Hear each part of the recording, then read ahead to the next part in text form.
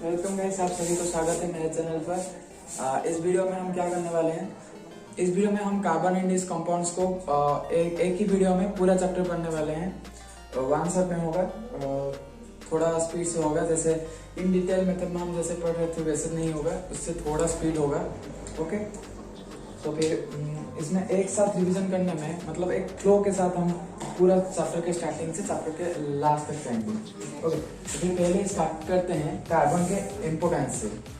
तो कार्बन का क्या क्या इम्पोर्टेंस है पहले वो देखते हैं।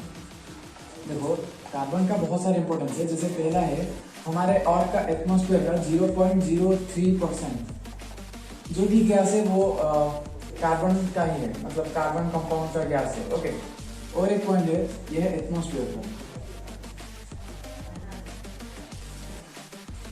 ओके, और एक पॉइंट 0.02% क्रॉस्ट, और का क्रॉस्ट में 0.02% कार्बन का कंपाउंड को मिला जाता है, मतलब जो भी मिलता है वो कार्बन कंपाउंड होता है। ओके, तो फिर और क्या होता है इसका इम्पोर्टेंस, और इम्पोर्टेंस उसका होता है सभी लिविंग ऑर्गेनिज्म का मेन एलिमेंट यही होता है। ओके, ये हो गया थर्ड पॉइंट। तो एक और पॉइंट भी है, almost all fuels are carbon compound, मतलब लगभग सभी फ्यूल जो है वो कार्बन कंपाउंड ही होते हैं। और इसका क्या इंपॉर्टेंस है, और इसका इंपॉर्टेंस है सभी ऑर्गेनिक कंपाउंड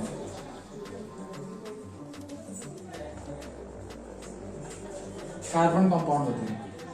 वैसे जो भी कंपाउंड है, कुछ कंपाउंड क्या होते हैं, कार्बन कंपाउंड होते हैं, और कुछ ऑर्गेनिक कंपाउंड होते हैं, और कुछ हाइड्रोकार्बन।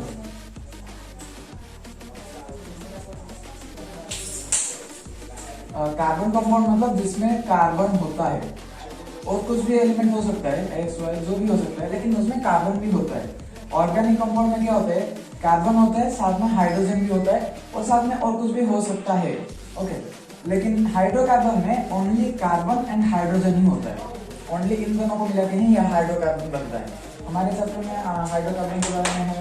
ओके, आगे और इनके बारे में ये कार्बन कंपाउंड, ऑर्गेनिक कंपाउंड सबके बारे में हम पढ़ेंगे। ये हो गया सभी कार्बन का इम्पोर्टेंस। वैसे ये भी होगा, it can make huge number of compound. Okay, वैसे एक कार्बन अकेला जितना कंपाउंड क्रिएट कर सकता है, बाकी नॉन कार्बन 117 एलिमेंट मिलकर भी उतना कंपाउंड नहीं बना सकते हैं। इतना हो गया कार्बन का इंपॉर्टेंस। अब आगे जाते हैं और देखते हैं कार्बन का एटॉमिक स्ट्रक्चर क्या है, आखिर ये सब इतना कुछ इंपॉर्टेंस उसका क्यों है। ओके, देखो ये है कार्बन का एटॉम, ये न्यूक्लियस है उसका, ये फर्स्ट सेल, ये है सेकेंड सेल। जैसे कार्बन का एटॉमिक नंबर क्या है, 6 है, तो फिर फर्स्ट सेल में कितना रुकेगा, 2m², मतलब 2 × 1², तो फिर 2। ओके, तो फर्स्ट सेल में कार्बन का रुकता है 2 इलेक्ट्रॉन, तो फिर दूसरे सेल में कितना रुकेगा, 4 इलेक्ट्रॉन। ऑक्टेट रूल क्या कहता है, देखो पहले इस ड्रॉ कर लेते हैं। यहाँ पर 2 इलेक्ट्रॉन, यहाँ पर 4 इलेक्ट्रॉन। ओके, 4 इलेक्ट्रॉन हो गया। ये अभी स्टेबल है क्या, ये अभी स्टेबल नहीं है। स्टेबल होने के लिए डुप्लेट रूल या फिर ऑक्टेट रूल पूरा करना पड़ेगा। ये क्या कहता है, लास्ट वैलेंस सेल जो होगा उसमें 2 इलेक्ट्रॉन होगा, तब जबकि उसके पास एक ही सेल होगा, एक ही एनर्जी लेवल होगा। तो फिर यहाँ पर 2 एनर्जी लेवल है, उसको एक करना पड़ेगा, जिसके लिए 4 इलेक्ट्रॉन लूज करना पड़ेगा। फर्स्ट चांस ये है स्टेबल होने के लिए। सेकंड चांस क्या है, ऑक्टेट रूल को पूरा करना। ऑक्टेट रूल कैसे पूरा होगा, अगर एक से ज्यादा सेल है तो फिर वैलेंस सेल में 8 इलेक्ट्रॉन लेना पड़ेगा। यहाँ पर कितने इलेक्ट्रॉन है, 4 इलेक्ट्रॉन। 8 लाने के लिए और क्या करना पड़ेगा, 4 गेन करना पड़ेगा। तो फिर सेकंड चांस ये है 4 इलेक्ट्रॉन को गेन करना पड़ेगा। ओके, तो फिर ये दोनों चांसेस हो गए उसको स्टेबल बनाने के लिए, या फिर 4 इलेक्ट्रॉन लूज करना पड़ेगा या फिर 4 इलेक्ट्रॉन गेन करना पड़ेगा। अब देखते हैं ये क्या करता है खुद को स्टेबल बनाने के लिए, या फिर वो 4 इलेक्ट्रॉन लूज करता है या फिर वो 4 इलेक्ट्रॉन गेन करता है। देखते हैं आपको क्या लगता है क्या करता होगा ये। वैसे कार्बन जो है वो ना ही 4 इलेक्ट्रॉन लूज करता है और ना ही वो गेन करता है, वो कुछ भी नहीं करता, बट फिर भी वो स्टेबल हो जाता है। वैसे जब यहाँ पर लूज और फिर गेन होता है, वो कौन सा बॉन्ड होता है? वो होता है आयोनिक बॉन्ड। ये हमेशा एक मेटल एंड एक नॉन मेटल के अंदर होता है। क्यों? क्योंकि ये इलेक्ट्रॉन डोनेट करते हैं, मतलब लूज करते हैं, और ये इलेक्ट्रॉन रिसीव करते हैं, मतलब गेन करते हैं। इनके पास ज्यादा इलेक्ट्रॉन होता है और इनके पास कम इलेक्ट्रॉन होता है, मतलब ऑक्टेट टूल कंप्लीट होने के बाद उनके पास फिर भी और एक दो या फिर 3 इलेक्ट्रॉन बच जाते हैं, तो फिर वो उन्हें लूज कर देता है। लेकिन ये क्या होता है, ऑक्टेट रूल पूरा करने के लिए उन्हें 1, 2 या फिर 3 ऐसे इलेक्ट्रॉन की जरूरत होती है। इसीलिए ये इलेक्ट्रॉन को गेन करते हैं मेटल से, और मेटल क्या करते हैं? लूज करते हैं और किसे देते हैं? नॉन मेटल को। ऐसा होता है आयोनिक बॉन्ड, जैसे कि NaCl, Na+Cl-, ये मेटल है, ये नॉन मेटल है। ये क्या करता है? एक इलेक्ट्रॉन को सेंड कर देता है, मतलब लूज कर देता है, और ये एक इलेक्ट्रॉन को गेन कर देता है। इसीलिए यहाँ पर 1 पॉजिटिव चार्ज और यहाँ पर 1 नेगेटिव चार्ज आ जाता है। वैसे इसका जो इलेक्ट्रॉनिक कॉन्फ़िगरेशन है वो है 2, 8 and 1, और इसका जो है वो है 2, 8 and 7। इसके पास एक ज्यादा है, ये एक दे देता है उसे, और ये बन जाता है 2 and 8, और ये बन जाता है 2, 8 and 8। ये स्टेबल हो गया एंड ये भी स्टेबल हो गया। ऐसे होता है covalent bond, sorry ionic bond में।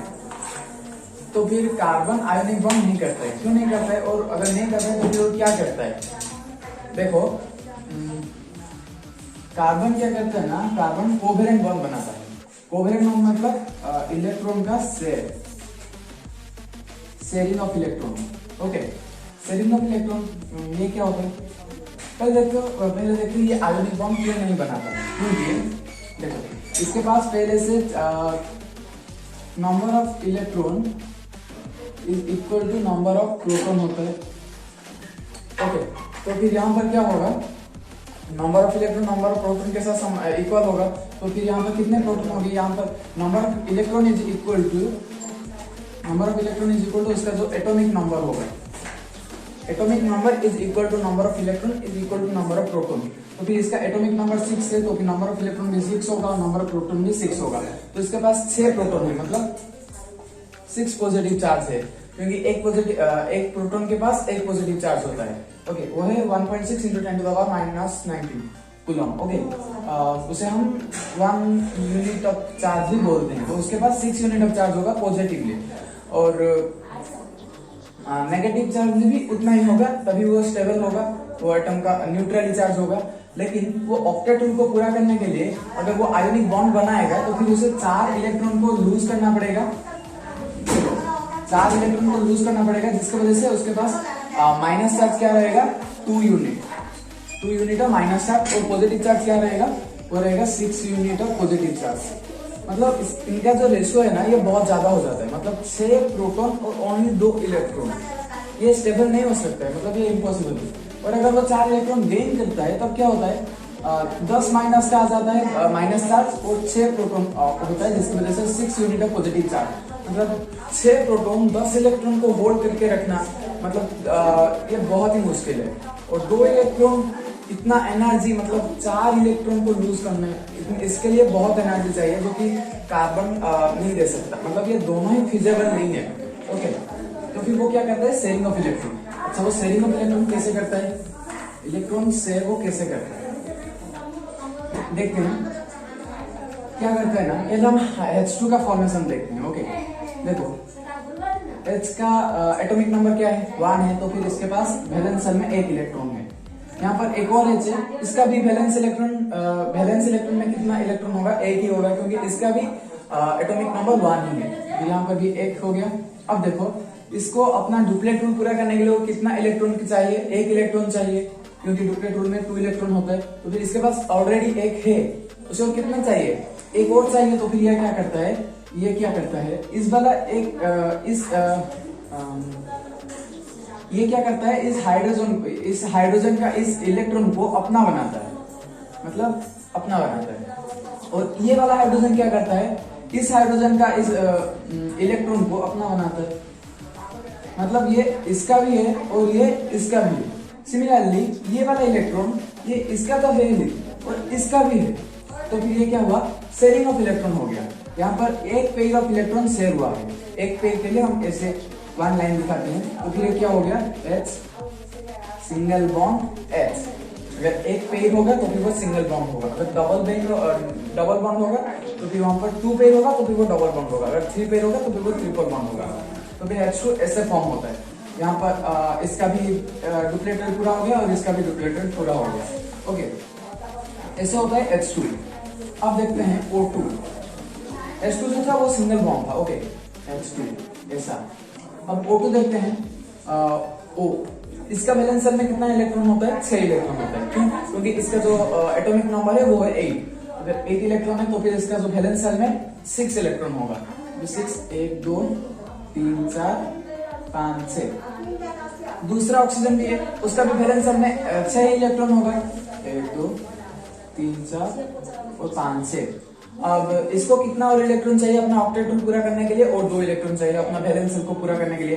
तो फिर ये क्या करता है, इस वाला ऑक्सीजन का 2 इलेक्ट्रॉन को ले जाता है, और ये क्या करता है, सेम काम उस वाला ऑक्सीजन का 2 इलेक्ट्रॉन को शेयर करता है। तो फिर यहाँ पर क्या हुआ, 2 पेयर का शेयरिंग हुआ, तो फिर ये बन गया O डबल बॉन्ड O। देखो इसके पास कितना इलेक्ट्रॉन है, 1 2 3 4 5 6, ये तो ऑलरेडी थे और 2 चाहिए था, तो ये 2 मिल गए इसके अभी। तो फिर इसके पास 8 इलेक्ट्रॉन हो गए, और इसके पास क्या है, ऑलरेडी 6 थे और ये 2 मिल गए, मतलब इसका भी 8 हो गया। तो इसका भी 8 और इसका भी 8, दोनों का ऑक्टेट पूरा हो गया, और ये बन गया O double bond O, O2। ऐसा होता है डबल बॉन्ड O के साथ और O2 का फॉर्मेशन। अब देखते हैं N2। ओके, वैसे ही सेम 2 N होगा, और इसका जो है इसका वैलेंस इलेक्ट्रॉन में 5 इलेक्ट्रॉन होता है और फास्टर में 2 होता है, क्योंकि इसका जो एटॉमिक नंबर वो 7 होता है। ओके, यहाँ पर भी सेम, यहाँ पर 3 यहाँ पर 2। तो ये क्या करता है, इसको अपना ऑक्टेट रूल पूरा करना होता है। ऑक्टेट रूल में पूरा करने के लिए उसके पास वैलेंस शेल में 8 इलेक्ट्रॉन होना चाहिए, बट उसके पास ओनली 5 है। तो फिर वो क्या करेगा, और 3 कहां से लाएगा, और 3 कहां से आएगा, इससे वो 3 ले लिया। अब ये क्या किया, इससे 3 ले लिया। देखो दोनों स्टेबल अब बन गए, और 3 पेयर ऑफ इलेक्ट्रॉन शेयर हुआ है, इसलिए N triple bond N। Okay, triple bond N ऐसा होता है H2 O2 and N2। अब आप सिंगल बॉन्ड भी समझ गए, डबल बॉन्ड भी समझ गए और ट्रिपल बॉन्ड भी समझ गए। अब आप खुद से ट्राई करें और CH4 बनाने की कोशिश करें। ओके, बनाने की कोशिश कीजिए पॉज करके। अगर अभी आपने कोशिश कर लिया है तो फिर देखते हैं कैसे होता है। देखो C का वैलेंस शेल में कितना इलेक्ट्रॉन होता है, तो उसका वैलेंसी होता है 4 होने की वजह से उसे बोलते हैं टेट्रावैलेंट। ओके, तो छोड़ो, पहले देखो इसका वैलेंसी होता है 4, तो फिर 4 होता है, एंड इसका वैलेंस इलेक्ट्रॉन में कितना इलेक्ट्रॉन होता है, वो भी 4 ही होता है। तो फिर पहले C 4 होता है, तो फिर वो सिंगल 4 बॉन्ड बनाएगा या फिर डबल में 2 बॉन्ड बनाएगा। लेकिन हाइड्रोजन के पास सिर्फ एक ही इलेक्ट्रॉन है, अगर वो शेयर करेगा तो मैक्सिमम एक ही कर पाएगा, इसीलिए हाइड्रोजन के साथ हमेशा के लिए सिंगल बॉन्ड ही रहेगा। ओके, तो फिर यहाँ पर हाइड्रोजन है तो फिर कार्बन भी सिंगल बॉन्ड ही बनाएगा, क्योंकि हाइड्रोजन के साथ डबल बॉन्ड नहीं बन सकता। अब देखो 4 हाइड्रोजन है, तो फिर चारों तरफ एक एक लगा दो। अब देखो क्या है ना, ये तो स्ट्रक्चर तो ऐसा बन गया, लेकिन हम इलेक्ट्रॉनिक कॉन्फ़िगरेशन देखते हैं। इलेक्ट्रॉन डॉट स्ट्रक्चर, कार्बन के पास 4 इलेक्ट्रॉन, ओके, और हाइड्रोजन के पास एक, उसके पास भी एक, चारों के पास एक एक है। ओके, अब देखो कार्बन को अपना ऑक्टेट रूल पूरा करने के लिए और 4 चाहिए, तो ये क्या करता है, इससे एक, इससे एक, इससे एक एंड इससे एक ले जाता है। तो फिर कार्बन का खुद का 4 और 4 हाइड्रोजन का 4, मतलब उसके पास 8 इलेक्ट्रॉन हो गए। कार्बन बन गया स्टेबल। हाइड्रोजन बेचारे क्या करेंगे, वो भी कार्बन से बोलेंगे अरे हमें भी एक इलेक्ट्रॉन दे देना। तो फिर वो क्या करता है, हर एक हाइड्रोजन एटम कार्बन का एक एक इलेक्ट्रॉन को शेयर करता है।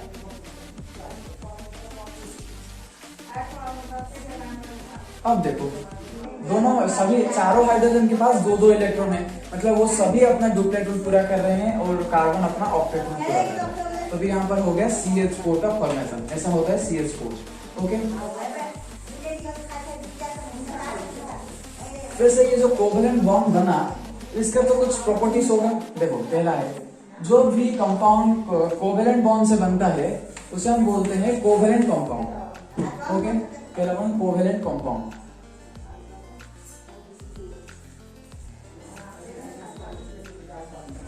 और इसमें क्या होता है, म्यूचुअल शेयरिंग होता है।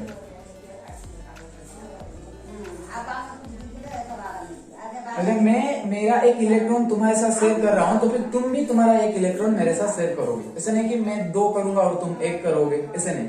ओके, मैं जितना करूंगा तुम भी उतना ही शेयर करोगे, ये होता है म्यूचुअल शेयरिंग। अभी जैसे हम देखें, कार्बन एक हाइड्रोजन से 1 लेता था और चारों हाइड्रोजन से 1 करके 4 ले गया, जबकि सेम केस हुआ, सेम भी हाइड्रोजन भी के हर एक हाइड्रोजन कार्बन से 1 लिया, 4 हाइड्रोजन मिलके कार्बन से 4 ले गए, 4 इलेक्ट्रॉन को ले गए, मतलब शेयर के नहीं ले गए। ओके, लेते थे कब, आयोनिक बॉन्ड में। और ये है कोवेलेंट बॉन्ड। कोवेलेंट बॉन्ड में क्या होता है, वीक बॉन्ड होता है। वीक बॉन्ड होने के नाते क्या होता है ना, इनका सब low melting point and low boiling point होता है।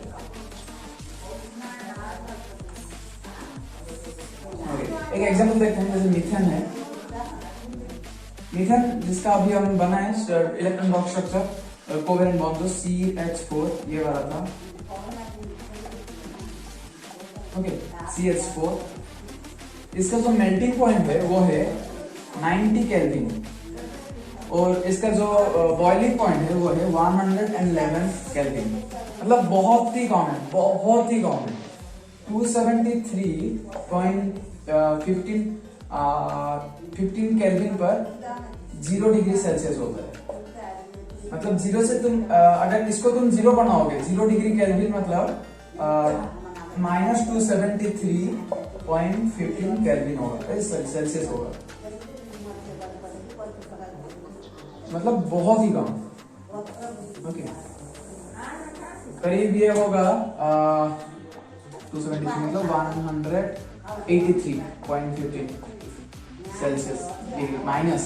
ओके, इसका बॉइलिंग पॉइंट, इसका मेल्टिंग पॉइंट -183.15 डिग्री सेल्सियस है। बॉइलिंग पॉइंट जो है वो 111 केल्विन है, मतलब बहुत ही कम है। ओके, ऐसा होता है, इनका low melting and boiling point होता है। ये सभी के सभी वीक बॉन्ड होते हैं और इनका और क्या होता है, इनमें 3 इलेक्ट्रॉन नहीं होता है, 3 इलेक्ट्रॉन नहीं होता है, जिसकी वजह से क्या होता है, ये सब पुअर कंडक्टर होते हैं।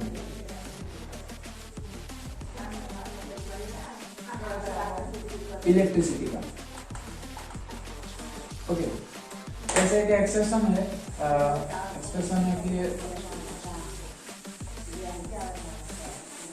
जो हमारा जो कार्बन का एक एलोट्रोपी है ग्राफाइट, वो इलेक्ट्रिसिटी कंडक्ट करता है। ये एक्सेप्शन है। तो फिर जो ग्राफाइट है वो इलेक्ट्रिसिटी क्यों कंडक्ट करता है। और ये जो मैंने अभी जो बोला ग्राफाइट जो कार्बन का एक एलोट्रोपी है, एलोट्रोपी क्या होता है, देखो एलोट्रोपी मतलब कुछ कंपाउंड हो गए X, Y एंड Z, ये तीनों अलग अलग कंपाउंड है, लेकिन जिस एटम से बना है, अगर ये A एटम से बना है तो फिर ये भी A एटम से बना है एंड ये भी A एटम से बना है, मतलब तीनों सेम एलिमेंट के एटम से बने होंगे, लेकिन उनका प्रॉपर्टीज जो है वो डिफरेंट होगा, उनका जो अरेंजमेंट होगा वो डिफरेंट होगा। मतलब एक ऐसा बनता होगा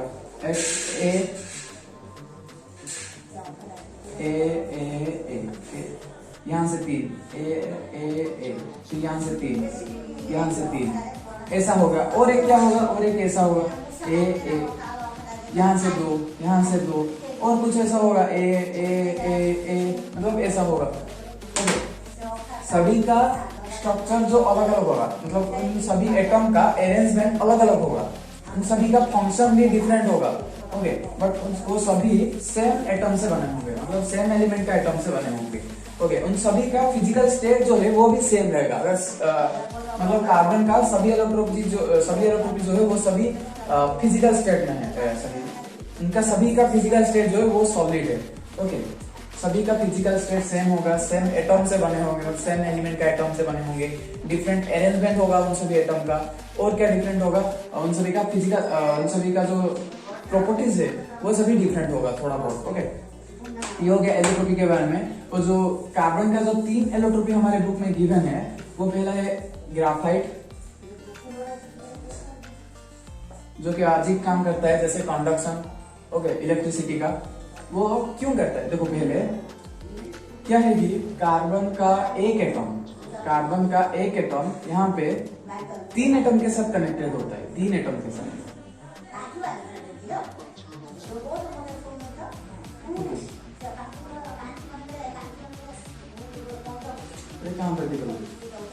हर एक कार्बन एटम 3 कार्बन एटम के साथ अटैच रहता है ग्राफाइट में, लेकिन इसका तो वैलेंसी 4 है। ओके, तो फिर इसको स्टेबल बनाने के लिए 4 एटम चाहिए। ओके, लेकिन यहाँ पे 3 ही है, तो फिर एक और मिसिंग है, जो एक मिसिंग है वो फ्री होता है।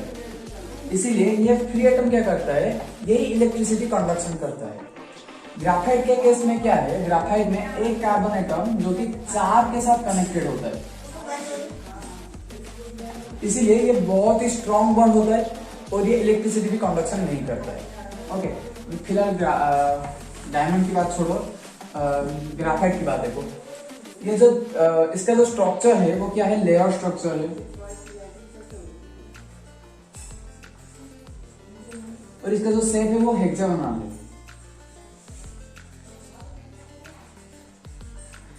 मतलब एक हेक्सागन है यहाँ पर, उसके नीचे एक और हेक्सागन, उसके नीचे एक और, उसके नीचे एक और, ऐसे एक के नीचे एक, एक के नीचे एक, ऐसे लेयर होके है। और हर एक लेयर जो है वो 2D होता है। एक लेयर मतलब 2D, एक पेपर है वो क्या है, 2D है। ओके, एक लाइन है वो भी 2D है। ओके, तो फिर ये जो है ये 2D है, साथ में ये लेयर स्ट्रक्चर होता है, हेक्सागोनल होता है। और मैंने जो बताया एक के नीचे एक होता है, हेक्सागन जो एक के नीचे होता है, लेकिन उन दोनों के बीच में अगर एक लेयर और दूसरे लेयर के बीच में जो बॉन्ड होता है वो बहुत ही वीक बहुत ही वीक होता है। बहुत ही वीक होने के नाते वो क्या करता है, वो बहुत जल्दी फिसल के निकल जाता है। जैसे आपने पेंसिल में लिखा होगा, कुछ ही टाइम लिखने के बाद क्या होता है, उसका एक लेयर हट जाता है। क्यों हटता है, इसीलिए नहीं हटता है। कार्बन का एक लेयर पूरा हेक्सागोनल लेयर हट जाता है, फिर एक और, फिर एक और, एक नहीं, वहां पर तो बहुत सारे लेयर होंगे छोटे छोटे, हमको मतलब एक क्या बहुत सारे निकल जाते हैं। इसकी वजह से वो जो पेंसिल है वो खत्म हो जाता है बहुत जल्दी मतलब लिखने के बाद खत्म हो जाता है। ओके, और जो ये होता है ये सॉफ्ट होता है, लुब्रिकेंट होता है। लुब्रिकेंट क्यों, मतलब जो फिसलता है, उनके बीच में वीक बॉन्ड है, इसलिए सॉफ्ट एंड लुब्रिकेंट होता है। ओके, और ये गुड कंडक्टर ऑफ इलेक्ट्रिसिटी। और यहाँ पर एक कार्बन एटम 3 कार्बन एटम के साथ अटैच रहता है, और इनका जो शेप है वो हेक्सागोनल है, मतलब ऐसे।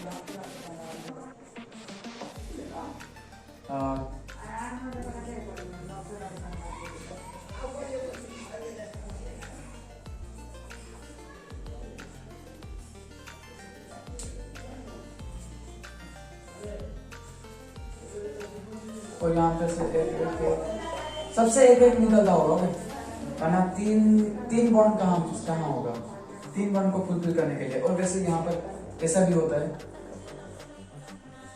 ओके, यहाँ पर एक, यहाँ पर एक, यहाँ पर एक, यहाँ पर एक, यहाँ पर एक, यहाँ पर एक, और एक बाहर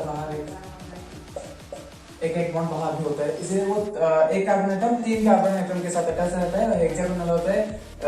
और एक हेक्सागोनल मतलब ये एक हेक्सागोनल हो गया,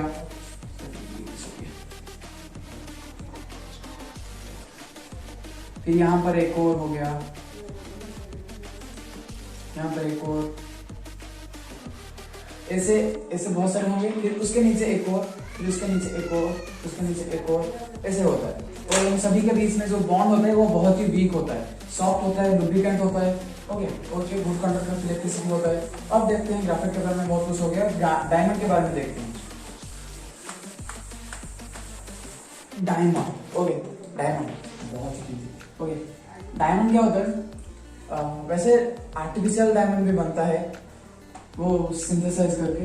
ओके, फिलहाल देखो डायमंड का एक कार्बन एटम 4 कार्बन एटम के साथ कनेक्टेड रहता है। तो कार्बन का एक एटम 4 कार्बन का अलग 4 एटम के साथ अटैच होके डायमंड बनाता है, जिसकी वजह से क्या होता है, यहाँ पर 4 बॉन्ड होने के नाते ये बहुत ही स्ट्रांग हो जाता है। मतलब ये बहुत ही स्ट्रांग होता है और ये अब तक का सबसे जितने भी कंपाउंड है उन सभी में से सबसे हार्डेस्ट सब्सटेंस जो है वो डायमंड ही है। ओके, अब देखते हैं यहाँ पर, देखो यहाँ पर कहाँ पर भी फ्री इलेक्ट्रॉन है क्या, चारों अटैच होके हैं। फ्री इलेक्ट्रॉन कुछ भी नहीं है, फ्री एटम भी नहीं है, कुछ भी नहीं है, तो फिर ये क्या होगा, बेड कंडक्टर होगा, बेड कंडक्टर ऑफ इलेक्ट्रिसिटी और poor conductor of electricity. Okay, यहाँ पर इलेक्ट्रिसिटी फ्लो नहीं करता है, ये ट्रांसपेरेंट ऑब्जेक्ट होता है ग्लास का मेटल। ओके, इसका वो सब छोड़ो, ये बेड कंडक्टर ऑफ इलेक्ट्रिसिटी होता है। ओके, यहाँ पर एक कार्बन एटम 4 कार्बन एटम के साथ अटैच होता है। और क्या है, और है इसका जो स्ट्रक्चर होता है वो क्या होता है, नेटवर्क स्ट्रक्चर होता है, नेटवर्क स्ट्रक्चर होता है ये।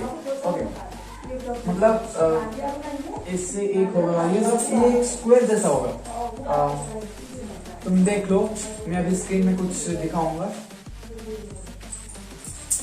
ओके, तो फिर अब देखो, ये सब तो हो गया कार्बन के डायमंड का, कार्बन का ये एलोट्रोपी डायमंड के बारे में।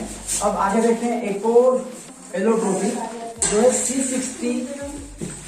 C60 buckminster fullerene. Okay, C60 buckminster fullerene, ये क्या होता है ना, C60 जो है ये बहुत ही छोटा एलोट्रोपी है, मतलब बहुत ही छोटा कंपाउंड है। और यहाँ पर क्या होता है ना, 60 कार्बन एटम, 60 कार्बन एटम मिलकर फुटबॉल का शेप बनाता है। फुटबॉल का जो शेप बनता है वो होता है C60 बकमिनिस्टर फुलरिन। ओके, तो फिर यहाँ पर क्या होता है, 60 कार्बन एटम होता है यहाँ पर देखते हैं, और यहाँ पर क्या होता है 20 हेक्सेन एंड 12 पेंटेन। ओके, यहाँ पर 20 जो है हेक्सागन शेप में होता है और 12 जो है वो पेंटागन के शेप में होता है। और ये जो है ये भी सेम ग्राफाइट की तरफ एक कार्बन एटम 3 कार्बन एटम के साथ अटैच होता है।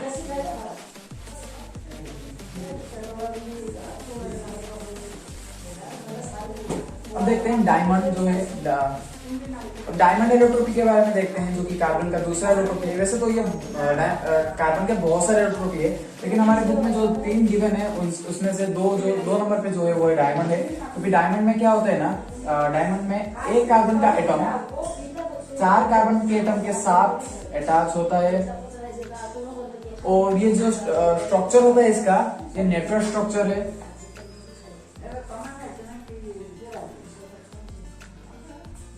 नेटवर्क स्ट्रक्चर है। ओके, और क्या है, यहाँ पर कोई भी फ्री इलेक्ट्रॉन या फ्री एटम कुछ भी नहीं है, जिसकी वजह से क्या होता है ना, यहाँ पर इलेक्ट्रिसिटी जो है वो फ्लो नहीं करता है, चार्जेस का फ्लो नहीं होता है। ना होने से क्या होता है, इलेक्ट्रिसिटी का कंडक्शन नहीं होता है, ये एक इंसुलेटर है। ओके, यहाँ पर ये पुअर कंडक्टर ऑफ इलेक्ट्रिसिटी है।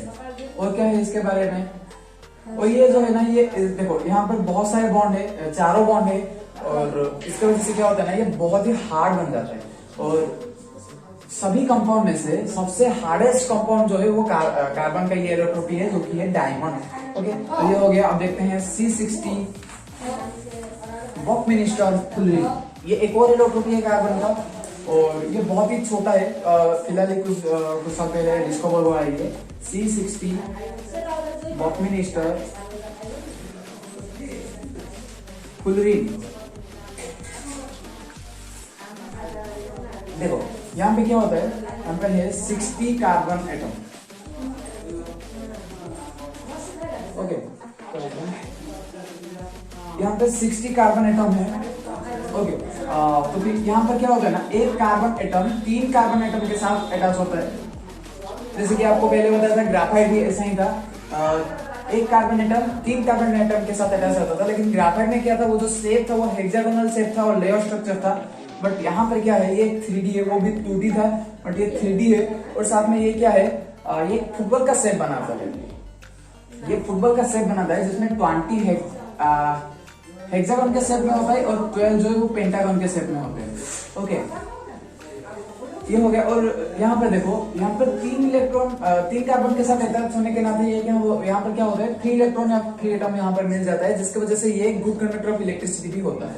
ओके, अब इलेक्ट्रोनिटी के बारे में भी बहुत हो गया है और कुछ जानने की कोई जरूरत नहीं है। अब कुछ और देखते हैं जो कि है कार्बन का सबसे ज्यादा इंपॉर्टेंट और कार्बन का सबसे मेन प्रॉपर्टीज। वैसे तो उसका सबसे ज्यादा इंपॉर्टेंट है वो दो प्रॉपर्टीज है। पहला है टेट्रावेलेंट और दूसरा है, पहला है टेट्रावेलेंट और दूसरा जो है वो है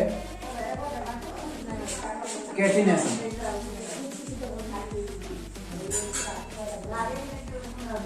ओके, पहला है टेट्रावेलेंट और दूसरा है कैटिनेशन। तो फिर टेट्रावेलेंट में क्या होता है, टेट्रा मतलब क्या है, टेट्रा मतलब 4 और वेलेंट मतलब वैलेंसी, मतलब इसका 4 वैलेंसी है। ओके, और इसके वजह से क्या होता है, कार्बन सिंगल बॉन्ड बनाता है कोई भी 4 एलिमेंट के साथ, या फिर 2 डबल बॉन्ड बनाता है, या फिर ऐसे कुछ भी बनाता है। लेकिन फिलहाल हम देखते हैं एन जो कि सिंगल बॉन्ड पर, तो फिर एन जो होता है ane. Okay, single bond 4 element के साथ बनाता है, लेकिन मोस्ट ऑफ द टाइम क्या होता है, यहाँ पर सी या फिर एच होता है। यहाँ पर सी होगा या फिर एच होगा, यहाँ पर सी होगा या फिर एच होगा, यहाँ पर सी होगा या फिर एच होगा, यहाँ पर सी होगा या फिर एच होगा। और ऐसे जो कंपाउंड होते हैं उनको बोलते हैं हाइड्रोकार्बन। इसलिए इसे मैं पहले से बता चुका हूँ। हाइड्रोकार्बन में क्या होता है, ओनली एच एंड सी होता है। तो बहुत सारे हाइड्रोकार्बन है, CH4, C2H, C2H4, C3H6, बहुत सारे हैं। ओके, तो फिर ये हो गया। देखो टेट्राकोवैलेंट में ऐसा तो लगभग ज्यादा बार ऐसा ही होता है, मतलब CnH ज्यादातर हमें मिलता है, लेकिन कभी कभी हमें कुछ और भी मिल सकता है, जैसे फ्लोरीन हो गया, क्लोरीन हो गया, आयोडीन हो गया।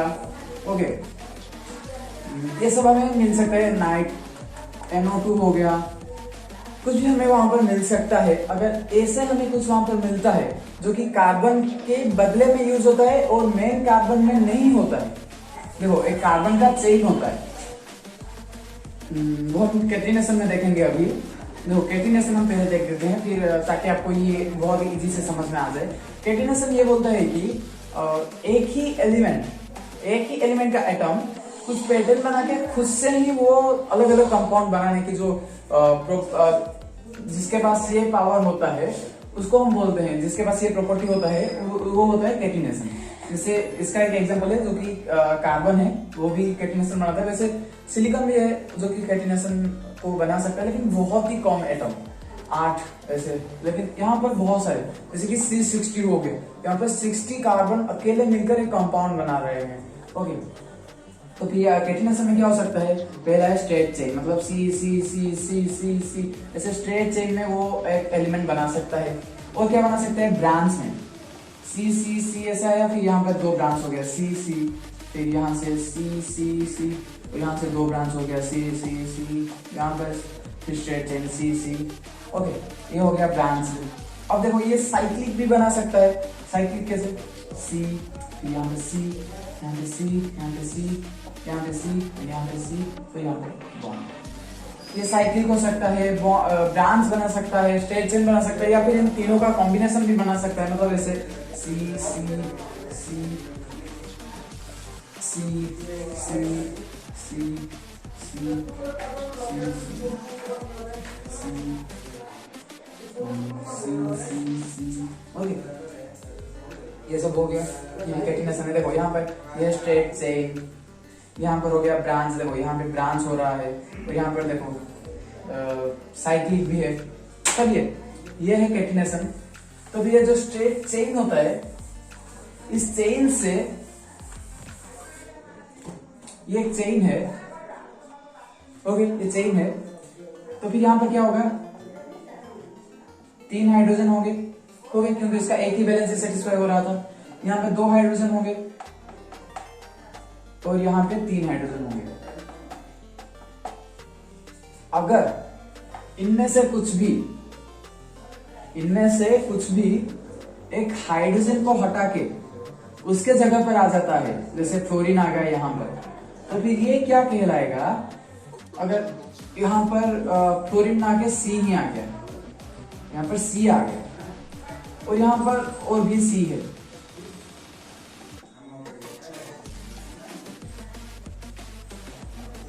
ये ब्रांच था। ओके, ये कार्बन का ब्रांच था। अब यहाँ पर क्या हुआ, एक सब्स्टिट्यूएंट आ गया जो कि मेन कार्बन चेन से बाहर है और ये सी है। यहाँ पर Fl भी हो सकता था फ्लोरीन, यहाँ पर Cl भी हो सकता था, या फिर I भी हो सकता था, NO2 भी हो सकता था, लेकिन हम यहाँ पर अभी C लेते हैं, या फिर चलो और कुछ भी ले लेते हैं। आखिर जो भी हो, अगर यहाँ पर C बाहर आ जाता है तो फिर इसका बैलेंस चार्ज है, लेकिन यहाँ पर वो सेटिस्फाई हो रहा है क्या नहीं हो रहा है, तो फिर यहाँ पर क्या होगा, और 3 हाइड्रोजन आएंगे, H H एंड H। अब इसका बैलेंस सेटिस्फाई हो रहा है तो फिर ये 3 हाइड्रोजन एंड एक C क्या बन जाता है, CH3। ओके, तो फिर इसको मैं मिटा के यहाँ पर CH3 लिख सकता हूँ, CH3। अगर ऐसा कुछ मेन कार्बन चेन से बाहर आ जाए तो फिर हम उसे बोलते हैं मिथाइल। पहली बात, जो भी मेन कार्बन चेन से बाहर आ जाता है वो होता है सब्स्टिट्यूएंट। सब्स्टिट्यूएंट CH3 हो सकता है, C2H5 हो सकता है, Fl हो सकता है, NO2 हो सकता है, I हो सकता है, Cl हो सकता है। ओके, अगर CH3 बाहर आता है तो फिर हम उसे बोलते हैं मिथाइल। अगर C2H5 आता है तो फिर हम उसे बोलते हैं इथाइल। अगर Fl बाहर आता है तो फिर हम उसे बोलते हैं फ्लोरो, NO2 nitro, I iodo, Cl फ्लोरो। ये सब सब्स्टिट्यूएंट हो गए। ओके, सब्स्टिट्यूएंट ऐसे होते हैं। अब देखते हैं, अगर ऐसे सब्स्टिट्यूएंट आ जाते हैं तो फिर इनका नाम कैसे करेंगे। पहले देखते हैं, अगर सब्स्टिट्यूएंट ना आए तो फिर उनका नाम कैसे करते हैं। ओके, पहले हम स्ट्रेट चेन का देखते हैं, फिर आएंगे ब्रांच पर। ब्रांच पर आने पर भी तो हमें सब्स्टिट्यूएंट मिल ही जाएंगे। ओके, तो फिर पहले देखते हैं स्ट्रेट चेन में। 2 कार्बन देखते हैं, एक कार्बन से देखो, एक कार्बन है, इसका बैलेंस कुछ भी सेटिस्फाई नहीं हो रहा है तो फिर 4 हाइड्रोजन लगा दो, 1 2 3 एंड 4। यहाँ पर कार्बन कितना है, ये है C1, 1 छोड़ो, H4। ओके, ये बन गया CH4। इसका नेम क्या होगा, जैसे O2 ऑक्सीजन होता है वैसे CH4 क्या होगा। देखो यहाँ पे क्या होगा, पहले आपको काउंट करना है C कितना है, मतलब यहाँ पर एक ही कार्बन है तो फिर कार्बन का जो चेन है उसमें कितने कार्बन है। यहाँ पर एक ही चेन में कितने कार्बन है, एक ही कार्बन है, तो फिर एक कार्बन के लिए यूज होता है मीथ। ओके, मीथ लिख लिए। और फिर इसके साथ जो बॉन्ड है कार्बन का वो कौन सा बॉन्ड है, सिंगल बॉन्ड या फिर डबल बॉन्ड या फिर ट्रिपल बॉन्ड। अगर एक ही कार्बन हो तो फिर हमेशा आपको लिखना है सिंगल बॉन्ड। ओके, अगर एक ही कार्बन होगा तो वहां पर सिंगल बॉन्ड ही होगा। अगर ऐसा आपको दिखता है, ओके, ऐसा आपको दिखता है H एंड H, अगर आपको ऐसा दिखता है तो फिर यहाँ पर भी आपको सिंगल बॉन्ड ही लेना है। ये नहीं देखना है कि डबल बॉन्ड O के साथ है तो फिर हम डबल बॉन्ड ले लेंगे, ऐसा नहीं। हमें कार्बन के बीच में डबल बॉन्ड ढूंढना है, लेकिन यहाँ पर तो एक ही कार्बन है इसलिए यहाँ पर सिंगल बॉन्ड ही लेना है। ओके, तो फिर सिंगल बॉन्ड के लिए हम क्या यूज करते हैं, N। यहाँ पर एक कार्बन है इसलिए मेथ, और यहाँ पर सिंगल बॉन्ड है इसलिए N। तो फिर इसका नाम बन गया मीथेन। वैसे इसका कुछ मैं नाम बता देता हूँ आपको। एक कार्बन होगा तो फिर क्या होगा, एक कार्बन के लिए मिथ, 2 कार्बन के लिए इथ, 3 कार्बन के लिए प्रॉप, 4 कार्बन के लिए ब्यूट, 5 कार्बन के लिए पेंट,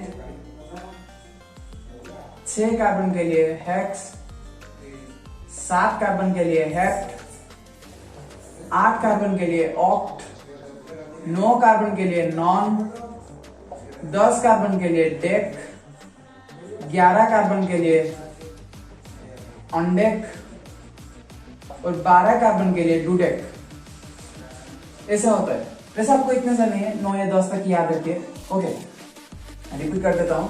1 कार्बन के लिए मिथ, 2 कार्बन के लिए ईथ, 3 कार्बन के लिए प्रॉप, 4 कार्बन के लिए ब्यूट, 5 कार्बन के लिए पेंट, 6 कार्बन के लिए हेक्स, 7 कार्बन के लिए हेप्ट, 8 कार्बन के लिए ऑक्ट, 9 कार्बन के लिए नॉन, 10 कार्बन के लिए डेक, 11 के लिए अनडेक, 12 के लिए डुडेक्स। ओके, अब देखते हैं जो एन लिया था सिंगल बॉन्ड होता तो फिर वहां पर हमें यूज करना है एन, अगर डबल बॉन्ड होता तो फिर हमें यूज करना है इन, अगर ट्रिपल बॉन्ड होता तो फिर हमें यूज करना था आइन। समझे? Single bond ane, double bond ene, triple bond आइन।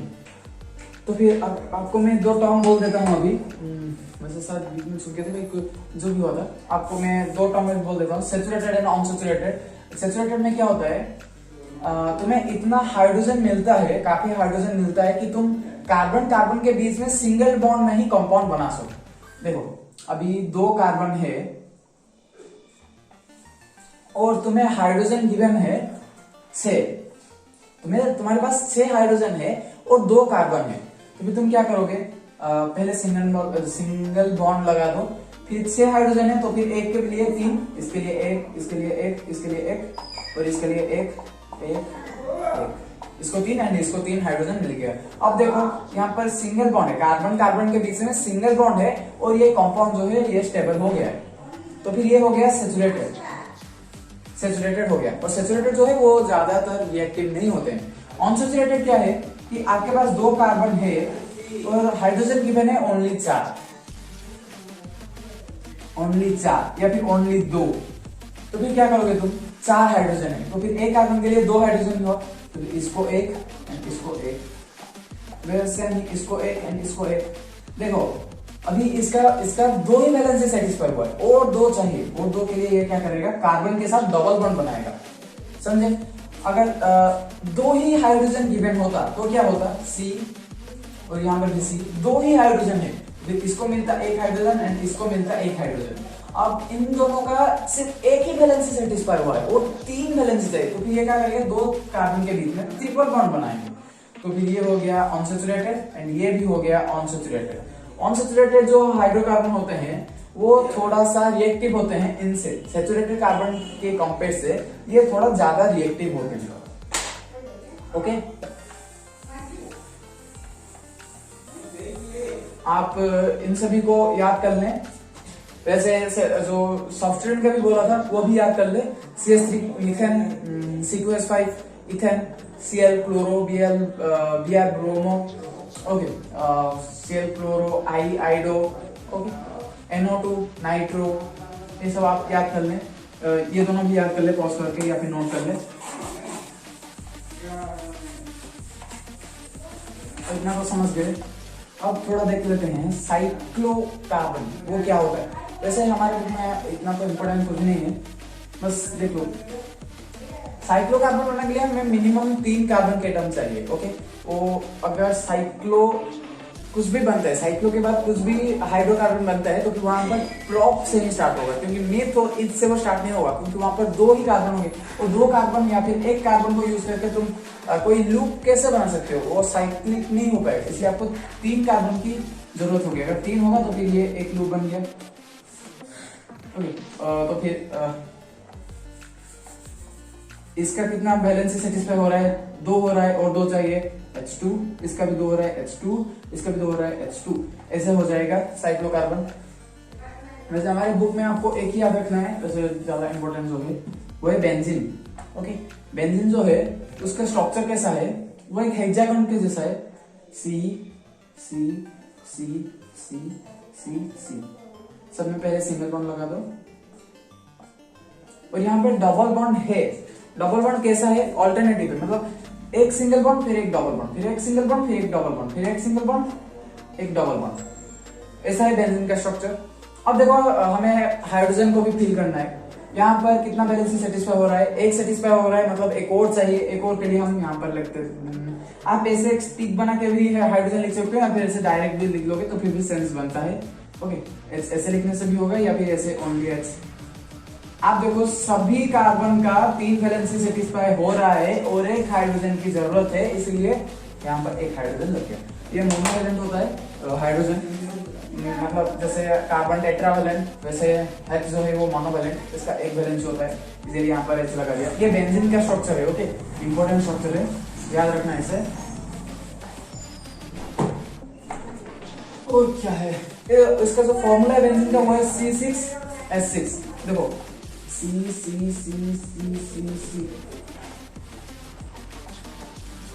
डबल बॉन्ड यहाँ पर H देखो कार्बन कितना है 1 2 3 4 5 6 C6, H कितना है 1 2 3 4 5 6 H6, समझे?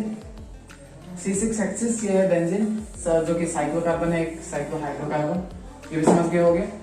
अब देखते हैं जो नेमिंग कैसे करते हैं किसी भी कंपाउंड का नेमिंग कैसा होता है, थोड़ा जान लेते हैं क्योंकि नोमेनक्लेचर जो है वो डिलीट हो चुका है। ओके, इसका नाम क्या होगा बोलिए? यहाँ पर कितने कार्बन है? 3 कार्बन है, तो फिर प्रोप याद रखने को बोला था, पोर्टेबल याद रख लीजिए। अब देखो यहाँ पर कार्बन कार्बन के बीच में कौन सा बॉन्ड है? सिंगल बॉन्ड, तो फिर N। अब अगर यहाँ पर डबल बॉन्ड होता तो फिर आपको क्या करना पड़ता? आपको कार्बन कार्बन में जो चेन है वहां पर आपको ऐसा नंबरिंग करना पड़ता, ऐसा नंबरिंग करते जैसे ये जो डबल बॉन्ड है वो सबसे नजदीक पड़े। तो फिर आप यहाँ से काउंटिंग करते 1 2 and 3। कितने कार्बन हुए? 3 हुए, तो फिर प्रोप। डबल बॉन्ड कौन से पोजीशन पे है? 2 and 1 and 2 के पोजीशन में, तो फिर आपको छोटा वाला चूज करना है। छोटा वाला कौन सा है? 1 है, तो फिर आपको यहाँ पे लिखना है 1। डबल बॉन्ड है तो फिर इन प्रोपान इन, तो फिर आपको 1 हटा देना है, लिखना है प्रोपीन। अगर 1 होता तो फिर लिखने की कोई जरूरत नहीं, अगर 2 होता तो लिखना पड़ता। ओके, अब एक और स्ट्रक्चर देखते हैं, सी सी सी सी डबल बॉन्ड, इसका नाम बोलिए। अब आपको यहाँ पर क्या करना पड़ेगा? नंबरिंग करना पड़ेगा, जैसे ये सबसे नजदीक पड़े। अगर यहाँ से करोगे 1 2 3 4, सेकेंड पोजीशन पे पड़ रहा है, यहाँ पर करोगे 1 2 3 4, यहाँ पर भी सेकेंड पोजीशन पड़ रहा है, तो फिर कोई भी करो, कोई दिक्कत नहीं है। अगर तुम ऊपर वाले से करते हो तो फिर क्या होगा? यहाँ पर 4 कार्बन है तो फिर ब्यूट, और यहाँ पर 4 कार्बन के लिए ब्यूट तो लगा लिए। डबल बॉन्ड कौन से पोजीशन पे है? सेकेंड, तो फिर यहाँ पर 2, और डबल बॉन्ड के लिए कौन सा यूज होता है? इन, ब्यूट 2 इन। ये हो गया नेमिंग इसका।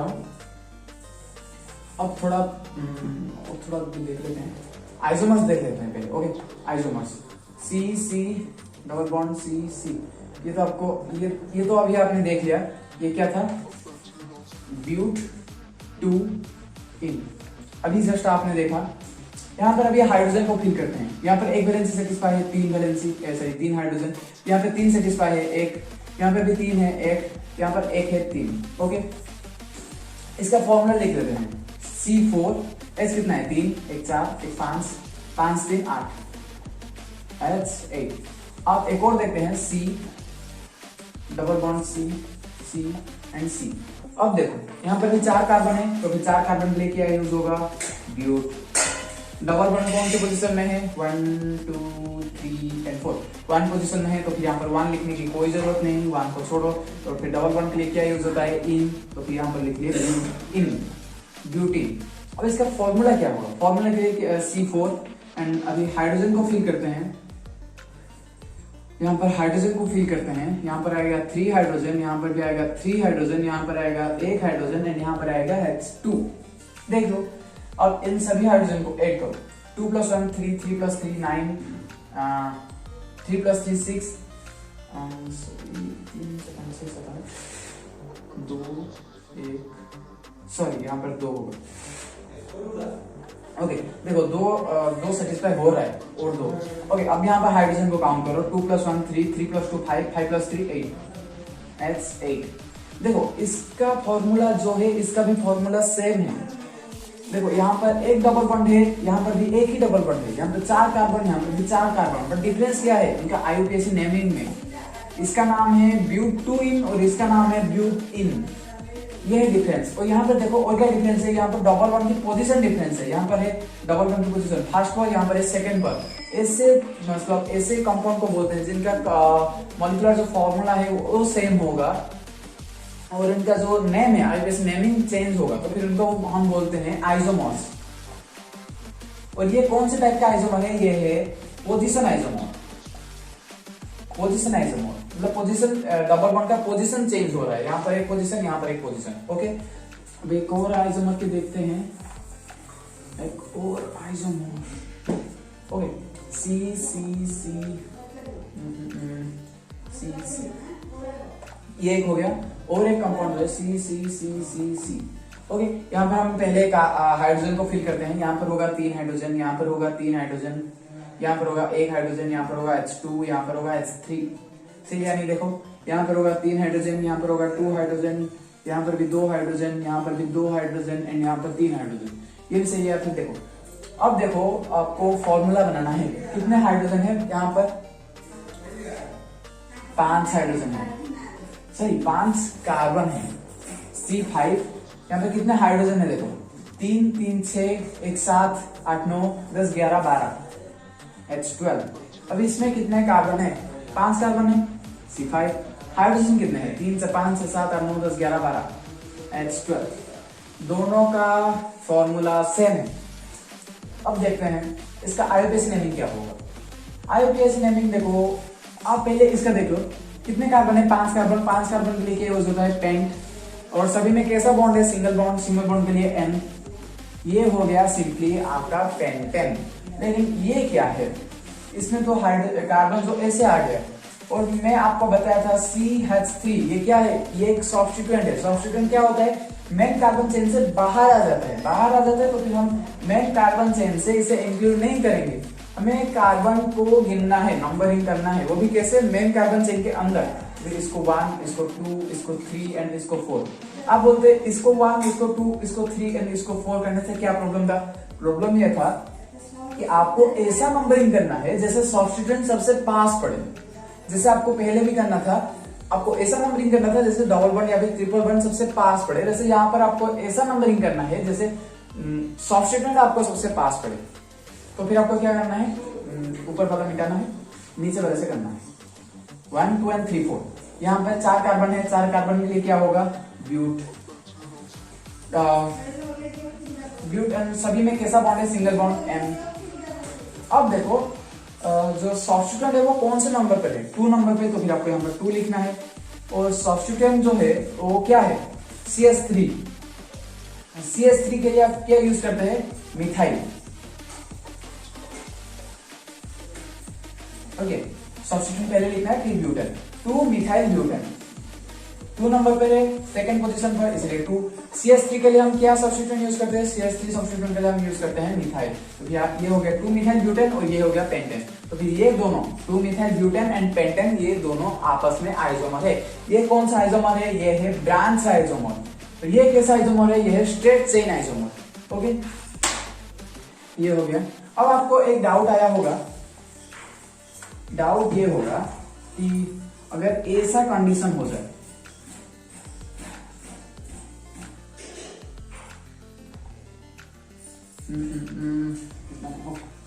कंडीशन अगर ऐसा है तो फिर हम नंबरिंग कहां से करें। अगर यहां से नंबरिंग करेंगे तो फिर डबल बॉन्ड सबसे पास पड़ेगा और जो सब्स्टिट्यूएंट है वो बहुत ही दूर पड़ेगा। अगर हम यहां से नंबरिंग करें, इसको मिटा दो, अगर हम यहां से नंबरिंग करें, नहीं अब से देखो, अगर ये होता ना तो फिर ये सब्स्टिट्यूएंट नहीं होता, ये भी मेन कार्बन का चेन नहीं होता। ओके, देखो ये तुम पैरेलल सीरीज को देखो, अगर करंट यहां से फ्लो करता तो फिर यहां आता, मतलब सभी जगह पर करंट सेम होता, इसलिए ये जो है ये सब्स्टिट्यूएंट नहीं है। सब्स्टिट्यूएंट कैसे होगा, जहां पर करंट डिवाइड होगा, मतलब पैरेलल जैसा होगा। यहाँ पर करंट तो नहीं है, देखो अब अगर यहाँ से करंट आता तो फिर यहाँ पर करंट का जो डायरेक्शन है वो चेंज हो जाता, मतलब इधर आधा उधर आधा, इसीलिए यहाँ पर जो है ये सब्स्टिट्यूएंट है। आपको या फिर चेन ऐसे बनाना है, ऐसे बनाना है, या फिर ऐसे नीचे बनाना है। ओके, वो छोड़ो, अब बोलो तुम काउंटिंग किधर से करोगे कुछ, यहाँ पर भी एक होता। अब बोलो काउंटिंग कहाँ से करोगे, यहां से काउंटिंग करोगे तो फिर तुम्हारा डबल बॉन्ड नजदीक होगा, यहां से करोगे तो फिर सब्स्टिट्यूएंट नजदीक होगा। अब तुम्हें देखना है, क्या देखना है, देखना है कि प्रायोरिटी क्या है। देखो प्रायोरिटी है सबसे ज्यादा, सबसे कम देखते हैं, सबसे ज्यादा नहीं देखते, सबसे ज्यादा प्रायोरिटी है फंक्शनल ग्रुप की। ओके, फिर नीचे है डबल बॉन्ड या फिर ट्रिपल बॉन्ड की, फिर उसके नीचे है सब्स्टिट्यूएंट की, अगर ऐसा कुछ कंडीशन हो जाए कि तीनों में से आपको किसी एक को चुनना है तो फिर पहले इसको चुनना है। अगर ये प्रेजेंट नहीं होगा, अगर सिर्फ ये दोनों होंगे तो फिर आपको इसको चुनना है, डबल बॉन्ड या फिर ट्रिपल बॉन्ड को। तो फिर हम भी यहाँ पर यही करेंगे, डबल बॉन्ड या फिर ट्रिपल बॉन्ड को नजदीक में रखते हुए हम नंबरिंग करेंगे, ये 1 2 3 4 एंड 5। ओके, अब देखो 5 कार्बन के लिए pent single bond sorry double bond है। कौन से पोजीशन में डबल बॉन्ड है? सेकंड पोजीशन में। सेकंड पोजीशन के लिए 2 और डबल बॉन्ड के लिए इन। अब जो CH3 है ये, ओके C है, बस C को वैलेंसी को हम स्टेबल कर लेंगे, या इसके लिए हमें H3 को ऐड करना पड़ेगा। ओके, CH3 के लिए हम क्या यूज करते हैं? मिथाइल। तो ये कौन से पोजीशन में है? 4 पोजीशन, इसलिए 4 मिथाइल पेंट 2 इन, ये है इसका नेम। ओके, और आपको एक और भी डाउट आया होगा, और डाउट होगा ये देखो, अगर कुछ कंडीशन ऐसा हो जाए C या C,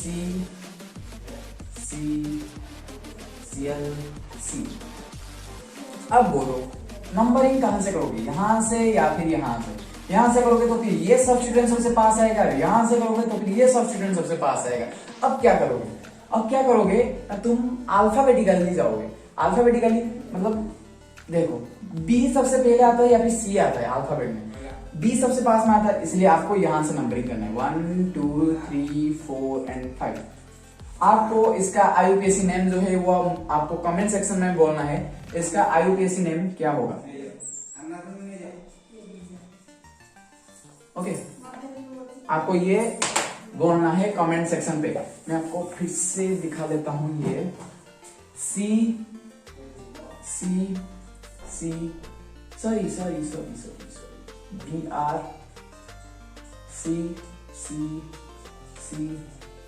CL। ओके,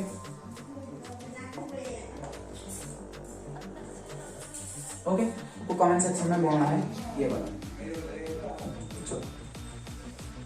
नोट करने इसे। अब देखते हैं फंक्शनल ग्रुप। फंक्शनल ग्रुप क्या है? देखो, फंक्शनल ग्रुप का एग्जांपल है OH अल्कोहल, इसके लिए हम यूज करते हैं ओल। ओके, और एक है एल्डिहाइड,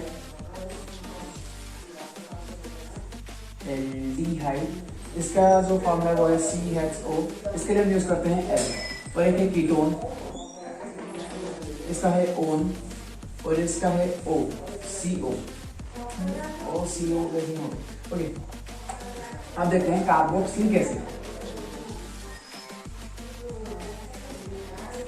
ये होता है COOH, ये इसके लिए हम यूज करते हैं, सॉरी यहाँ पर COOH, और इसके लिए हम यूज करते हैं ओइक एसिड। और ये ईथर एंड ईस्टर, वैसे वो इतना भी इंपॉर्टेंट नहीं है, इसलिए मैं यहाँ पर नहीं बोल रहा हूँ। अगर आपको उसके बारे में जानना है तो फिर मैं इन डिटेल वीडियो में ईथर एंड ईस्टर के बारे में बोला हूँ, वो वीडियो आप जरूर देख लें। तो फिर यहाँ पर क्या होगा ना, अगर ऐसा कुछ है C, इसका स्ट्रक्चर कैसा होगा? एक हाइड्रोजन की वजह से, एक हाइड्रोजन को हटा के वहां पर OH लग जाएगा, मतलब COH, फिर यहाँ पर एक हाइड्रोजन, यहाँ पर एक हाइड्रोजन, एंड यहाँ पर कार्बन हाइड्रोकार्बन का बॉन्ड, C भी हो सकता है, H भी हो सकता है, कुछ भी हो सकता है। ओके, यहाँ पर आपको ऐसे खाली छोड़ देना है। ये अल्कोहल का। एल्डिहाइड का कैसा है? एल्डिहाइड में C डबल बॉन्ड O होगा, और एक साइड कार्बन होगा और एक साइड हाइड्रोजन होगा, या फिर ऐसा भी हो सकता है दोनों तरफ हाइड्रोजन हो और एक तरफ डबल बॉन्ड O हो। ये भी एल्डिहाइड है और ये भी एल्डिहाइड है। कीटोन में कैसा होता है? कीटोन में क्या होता है? C होता है, डबल बॉन्ड O होता है, और दोनों तरफ कार्बन के एटम होते हैं, दोनों तरफ हाइड्रोकार्बन के चेन होते हैं। यहाँ पर भी कार्बन की चेन होगा और वहां पर भी कार्बन की चेन होगा, तब हम बोलते हैं कि कीटोन है। कार्बोक्सिलिक एसिड क्या होता है? C होता है, और डबल बॉन्ड O भी होता है, और यहाँ पर OH भी होता है, और यहाँ पर कार्बन की चेन C होता है। ओके, ये होता है कार्बोक्सिलिक एसिड, ये होता है कीटोन, ये दोनों होते हैं अल्कीहाइड, और ये होता है अल्कोहल। अब देखते हैं एक एक एग्जांपल सभी का ले लेते हैं। यहाँ पर H, यहाँ पर H एंड H। अब इसका नाम बताओ। 2 कार्बन है, 2 कार्बन के लिए हम क्या यूज करते हैं? ईथ, सिंगल बॉन्ड है, एंड और OH के लिए क्या यूज होता है? ओल, इथेनॉल। अब एक और एग्जांपल देखते हैं, यहाँ पर हम एल्डिहाइड का एग्जांपल देखेंगे। एल्डिहाइड कैसा होता है, एक तरफ हाइड्रोजन होता है, ओके, और एक तरफ कार्बन होता है, और एक तरफ डबल बॉन्ड O होता है। देखो ये है एल्डिहाइड, ओके। एल्डिहाइड में देखो यहाँ पर भी 2 कार्बन है, एक सिंगल बॉन्ड है N, एंड एल्डिहाइड के लिए L, इथेनॉल। ये हो गया एल्डिहाइड। अब देखते हैं कीटोन। कीटोन के लिए क्या होगा, दोनों तरफ कार्बन की चेन होगी, दोनों तरफ कार्बन की चेन होगी, और एक तरफ डबल बॉन्ड O, ये है कीटोन। अब देखो कीटोन के लिए क्या करना है, 3 कार्बन है तो फिर पेंट, और हमेशा सॉरी 3 कार्बन के लिए पेंट नहीं, प्रोप।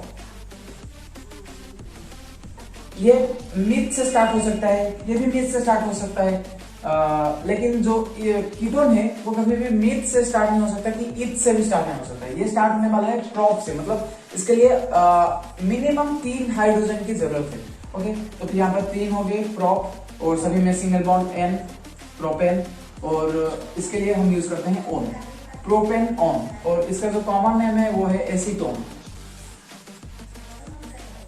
ओके। और जो इथिन है इसके लिए जो कॉमन नेम है वो है इथिलीन, ओके। वैसे कॉमन नेम के बारे में भी मैं एक वीडियो बना चुका हूँ, इथिन का इथिलीन, ओके। इथाइन का एसिटिलीन, वो ऐसे है। कार्बोक्सिलिक एसिड के बारे में देखते हैं। कार्बोक्सिलिक एसिड में क्या होता है, C, हाँ ये वाला देख लेते हैं, ओके। ये देखते हैं, एक कार्बन के एटम है, एक कार्बन के एटम के लिए हम क्या यूज करेंगे, मीथ, और इसके लिए हम यूज करते हैं, इसका नाम बनाना है तो फिर ईथ होगा, सॉरी ईथ। 2 कार्बन के एटम है इसलिए ईथ, और फिर ये कार्बोक्सिलिक एसिड का ग्रुप से आया हुआ है, और यहाँ पर सिंगल बॉन्ड है इसलिए N and oic acid. Ethanoic acid, ethanoic acid को हम बोलते हैं एसिटिक एसिड, उसका कॉमन नेम जो है वो है एसिटिक एसिड, और इथेनोइक एसिड जो है इसका IUPAC नेमिंग है, ओके। वैसे इसका जो फॉर्मूला होता है, मैं सभी का भी फॉर्मूला बोल देता हूँ। जनरल फॉर्मूला जो है वो क्या है,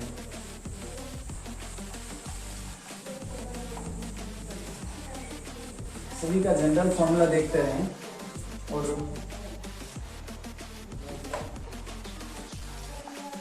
अल्केन, अल्कीन एंड अल्काइन। पहले इसका देखते हैं। देखो इसका जनरल फॉर्मूला है CnH2n+2। इसका N लगाए, मतलब आपको एक एग्जांपल देते हैं, मीथेन। इसका फॉर्मूला क्या है, उसका फॉर्मूला है CH4। अब देखो ये वाला फॉर्मूला यहाँ पर पुट करो, C के सामने क्या है 1, तो फिर N = 1, तो फिर H होगा 2n+2, 2n+2, N के जगह पर 1 पुट करके 2n+2 निकालोगे तो फिर वो आएगा 4, तो फिर ये सही है। और एक और एग्जांपल देखते हैं जो कि है इथेन। इथेन का फॉर्मूला क्या होगा, C के जगह पर 2 रखोगे तो फिर H के जगह पर आएगा 2n+2 मतलब 6, C2H6, ये है इथेन। समझ गए, अल्केन ऐसा होता है, इसका जनरल फॉर्मूला ये है। अब अल्कीन का जनरल फॉर्मूला जो है वो है CnH2n, बस यही है। इसका एग्जांपल क्या है, इसका एग्जांपल है इथिन, इथिन, और इसका जो फॉर्मूला है वो है C2H4। देखो N के जगह पर 2 रखोगे तो फिर 2N के जगह पर आएगा 4। एक और एग्जांपल है जो है प्रोपिन, प्रोपिन पर उसका फॉर्मूला है C3H6, N के जगह पर 3 तो फिर H के जगह पर 2N के जगह पर 6, C3H6। अब तुम ब्यूटेन को भी निकाल सकते हो, ब्यूटेन होगा C4H8, ओके। पेंटीन होगा C5H10, वैसे ही अल्काइन जो है इसका फॉर्मूला होता है CnH2n-2। वैसे मैं आपको जो भी बोल रहा हूँ वो होमोलोगस सीरीज से है, मतलब जो भी फंक्शनल ग्रुप है वो सभी फंक्शनल ग्रुप का जो जनरल फॉर्मूला होता है उनके लिए एक अलग अलग फॉर्मूला है। मतलब इसका जनरल फॉर्मूला है CnH2n+2, और अल्कीन का है CnH2n, और अल्काइन का है CnH2n-2। इसका एक एग्जांपल देखते हैं जो है इथाइन, इथाइन। इसका जो फॉर्मूला होगा वो होगा C2H2। अब देखो N है 2, तो फिर 2n-2 क्या होगा, 4-2 मतलब 2, सही है, ऐसा होगा। अब तुम अगर प्रोपाइन को निकालोगे तो फिर वो आएगा C3 फिर H × 3 × 2 - 2, मतलब 6 माइनस 2 मतलब 4, C3H4 वो होगा प्रोपाइन। समझ गए। अल्केन, अल्कीन और अल्काइन का जो होता है वो होता है CnH2n+2, फिर CnH2n, फिर होता है CnH2n-2, मतलब +2 यहाँ पर कुछ नहीं, यहाँ पर -2। अब अल्कोहल की बात करते हैं। अल्कोहल, अल्कीहाइड और कार्बोक्सिलिक एसिड, इन तीनों का सेम ही है। इन तीनों का जो भी जनरल फॉर्मूला है वो सेम है, वो है CnH2n+1। इसका भी CnH2n+1 और इसका भी CnH2n+1। बट इन तीनों में क्या डिफरेंस है कि यहाँ पर आपको लिखना है OH, यहाँ पर लिखना है CHO एंड यहाँ पर लिखना है COOH। तो फिर कार्बोक्सिलिक एसिड है, अगर कार्बोक्सिलिक एसिड का एक एग्जांपल लिखना है तो फिर आपको N के जगह पर 1 डालना है, तो फिर आएगा C, और H इंटू 2n+1 मतलब 2 इंटू 2+1 मतलब 3, S3 और COOH। ये होगा आपका methanoic acid, methanoic acid. Okay, ethanoic acid के लिए क्या करना है, आपको C के जगह N के जगह पर 2 डालना है, तो फिर वो आएगा C2, फिर यहाँ पर आएगा H5 और फिर COOH, C2H5COOH, ये होगा इथेनोइक एसिड और ये हो गया मिथेनोइक एसिड। अब यहाँ पर क्या है, CnH2n+1 फिर CHO, फिर CHO।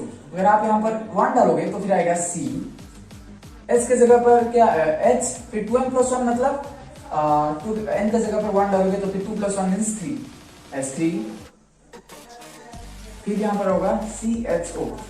यहाँ पर देखो एक कार्बन है तो फिर मिथ, फिर 3 कार्बन 3 हाइड्रोजन, तो फिर वो होगा सिंगल बॉन्ड है, तो फिर ये होगा मीथेन, फिर अल, मीथेन, फिर एल्डिहाइड है इसलिए अल, AL, मीथेनॉल, मीथेनॉल।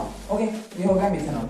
अब अल्कोहल ये देख लो, C के जगह पर N के जगह पर 1 डाल दो तो फिर ये होगा C1, समझो C1, फिर H 2n मतलब 2, फिर +1 मतलब 3, S3OH। इसका नाम क्या होगा, CH3OH। C का 4 बॉन्ड है, 4 सिंगल बॉन्ड होगा, तीनों साइड H रहेगा और एक साइड OH रहेगा, तो फिर ये चारों सिंगल बॉन्ड रहेंगे। तो फिर मिथ, सिंगल बॉन्ड के लिए क्या यूज होता है, N, तो फिर मीथेन, फिर अल्कोहल के लिए क्या यूज होता है, ऑल, तो फिर मिथेनॉल, मिथेनॉल। ओके, ये होगा मिथेनॉल, ये होगा मिथेनॉल और ये होगा मिथेनोइक एसिड, और ये तो मीथेन, इथेन, मीथेन, इथिन और इथाइन। यहाँ पर मीथिन नहीं होगा कि यहाँ पर मिथाइन नहीं होगा, क्योंकि इन सब में एक ही कार्बन होता है और एक कार्बन डबल बॉन्ड या फिर ट्रिपल बॉन्ड नहीं बना सकता, समझे। अब कीटोन क्या है, कीटोन में आपको यहाँ पर देखो, आप यहाँ पर N के जगह पर 1 डाल रहे थे, लेकिन यहाँ पर कीटोन के जगह पर आपको जो जनरल फॉर्मूला आएगा, आप वहां पर N के जगह पर 1 नहीं डाल सकते, आपको मिनिमम 3 डालना पड़ेगा। क्यों, क्योंकि कीटोन क्या होता है, कीटोन जो होता है डबल बॉन्ड होता है और साथ में दोनों तरफ कार्बन की चेन होता है, दोनों तरफ कार्बन की चेन, हाइड्रोकार्बन की चेन, इसलिए आपको 3 कार्बन एटलीस्ट चाहिए होगा, मिनिमम में आपको 3 कार्बन की जरूरत है।